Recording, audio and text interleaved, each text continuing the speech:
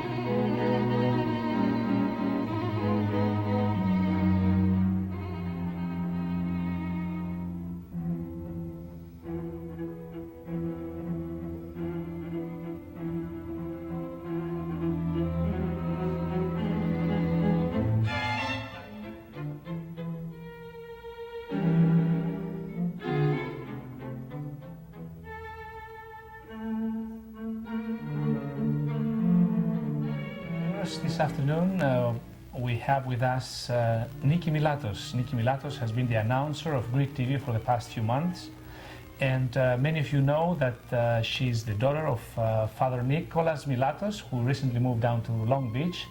But for those who do not know her, here's an opportunity to ask her a couple of questions and officially introduce her to you. Niki, here we go. Let's talk a little bit about your involvement with the Greek community. So you're the daughter of Father Nick, who tell us about his recent move down to Long Beach.